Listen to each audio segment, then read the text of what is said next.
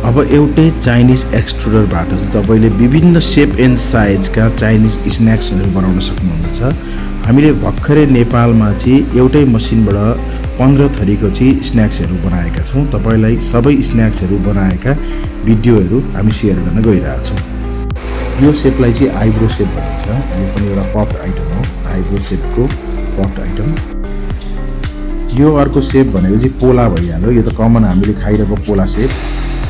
यो अर्को सेप भनेको चाहिँ चिकन नेक सेप भन्छ यसलाई। यो पनि एकदमै फेमस छ नेपालमा। तपाईँले हर पसलहरूमा पाइरहनुहुन्छ यो चिकन नेक सेप पनि।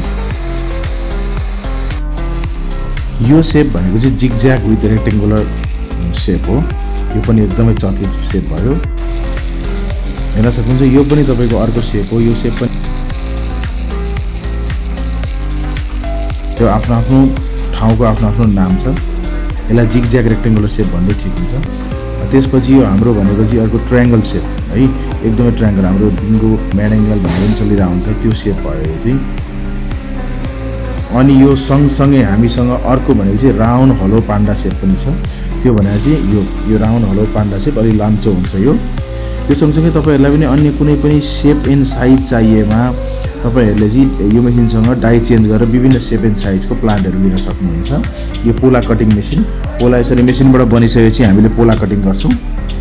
त्यो सँगसँगै हामीले चाहिँ अब तपाईँलाई फुल प्लान्ट पनि देखाउँछौँ। फुल प्लान्टमा कसरी काम गर्छ भन्ने कुरा पनि तपाईँलाई हामी देखाउनेछौँ। यो अर्को अझै लङ टाइपको पफ आइटम हो। यो पनि एकदमै चर्चित छ। यो पनि तपाईँले त्यही मेसिनबाट बनाउन सक्नुभयो। सँगसँगै तपाईँको यो आइब्रो सेपको चाहिँ हामीले तपाईँलाई फेरि पनि रिपिटेड देखाइरहेको छौँ।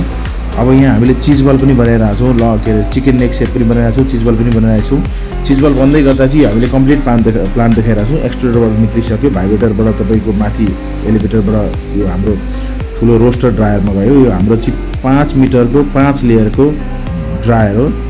यसमा चाहिँ तपाईँको सुक्नुपर्ने, जस्तै यसमा भएको मोइस्चरहरू घटाउने काम या कम्प्लिटली ड्राई गर्ने या रोस्ट गर्ने काम चाहिँ गर्न सकिन्छ। यो चाहिँ तपाईँको स्क्रुको टोटल्ली तपाईँको चेन सिस्टमको चाहिँ ड्रायर भयो।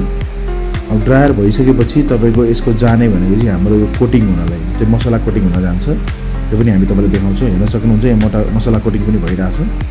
ड्रायरबाट एलिभेटरबाट यो मसला कोटिङ डबल लेयरको मसला कोटिङमा गएको छ।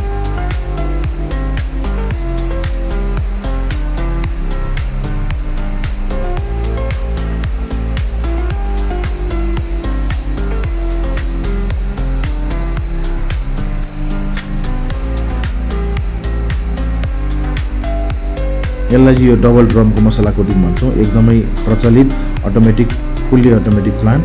यसरी यहाँ डबल कोटिङ भइसकेपछि अब यसलाई हामीले चाहिँ प्लास्टिकमा राखेर प्याकेजिङ गर्न सकिन्छ। प्याकेजिङ पनि आफ्नो हिसाबमा सानो ठुलो गर्न सकिन्छ।